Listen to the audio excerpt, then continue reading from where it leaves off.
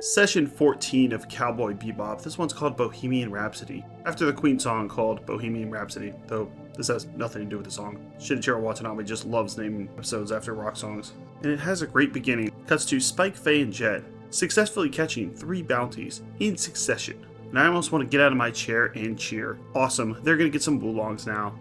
So they go to turn to these bounties and find out that actually they need the top guy. These small fries are not going to get them the reward. And as the Bebop is successfully catching bounties and getting screwed over time and time again, they'll go after a bounty and then they'll go, well, that bounty's technically a satellite, doesn't count. I'm starting to think the people that pay out the bounties are just looking to screw them over. They'll take the bad guys since these people are committing some amount of crimes, they're stealing money. They just don't want to pay out the finder's fee. Like a really corrupt insurance company or something. You got in an accident? Let's figure out how it's your fault and we don't have to pay anything. And I like that it features all 3 of them. We've seen Spike and Faye do a lot of work, but now Jet's thrown in his hat too. And considering he's an old school police officer, his skills are very much needed. Spike has a theory of how these robberies are being committed, and he is onto something. When people go through these astral gates, they're getting their money taken. And Spike thinks that it has to be someone that's working for these gates that is taking the money, since it seems like the way they're doing it is untraceable, and even the police are having a hard time figuring out how people are getting their money stolen. You swipe your credit card and it just gets stolen randomly. And then you check to see if there's a fake card reader, and there's not a fake card reader. How did someone get your information? Who knows? Spike is close. He at first suspects the Gate Corporation, who runs these astral gates that spaceships go through in order to get to other locations and planets faster. But we find out it's actually a guy by the name of Hex, and he loves playing chess. Old man. And he ends up connecting with Edward, a 13-year-old girl, on the Bebop ship, and they begin playing chess together. And this relationship that they develop is quite heartwarming. Using this information that Edward is unwittingly giving to them, they're able to hook it up to the chessboard and figure out the location of Chess Master Hex, since he is just constantly playing this digital version of chess with Edward, and he wins most of the time, but Edward is a genius hacker, so she wins sometimes as well. So we know who the bad guy is. It's this guy, Chess Master Hex, and he's stealing the money, but he doesn't really seem to be all there.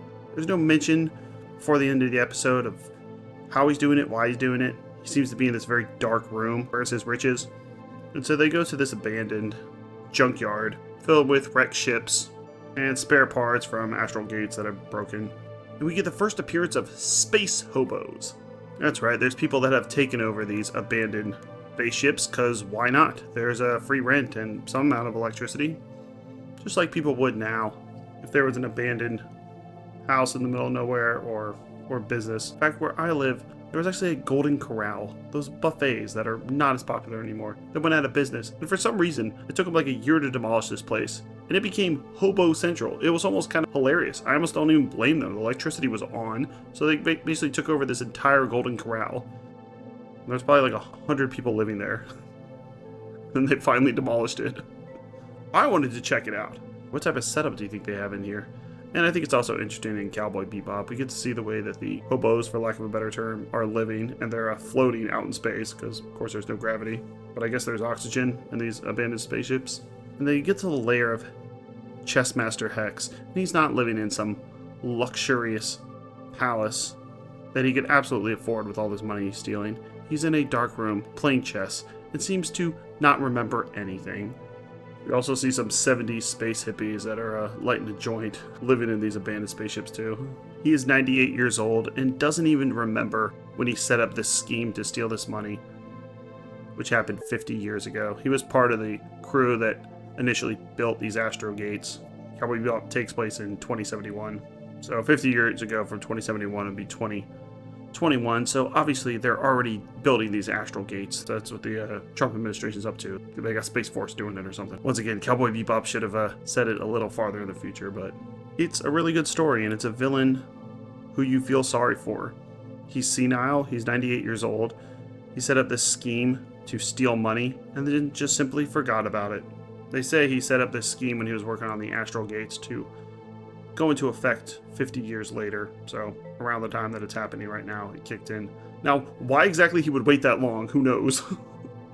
I'm going to start really stealing a ton of money in 50 years. He'd be like super old at that point. He might want to get this scheme going a little quicker.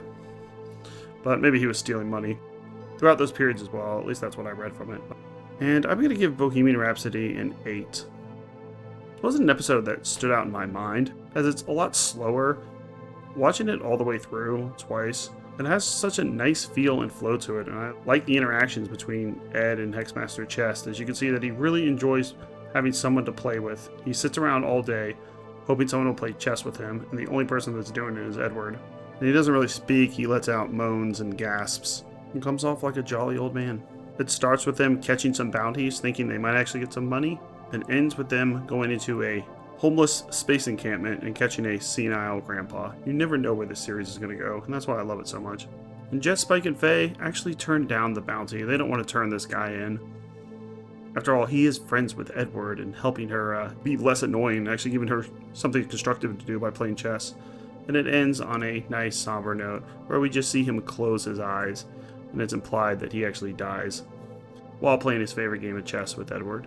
So this won't be a recurring figure that we see throughout the series. Though we do learn that the 3 old men that pop up through the series occasionally have names. Antonio, Carlos, and Jobin. We learn that they live in this abandoned spaceship. So we get to learn more about them. And they are indeed hobos. No, we're not homeless. We're just free from the man. Bohemian Rhapsody hits all the right points, and I like it. Next up is My Funny Valentine, an episode where we get to learn more about Faye Valentine, and it features some awesome CGI. I love the look of this episode. Check out our playlist for all episodes of Cowboy Bebop. We're doing all 26. We also cover Black Mirror, Mystery Science Theater 3000, Tales from the Dark Side, Monsters, Fear Itself, Pet Shop of Horrors. Thanks a lot.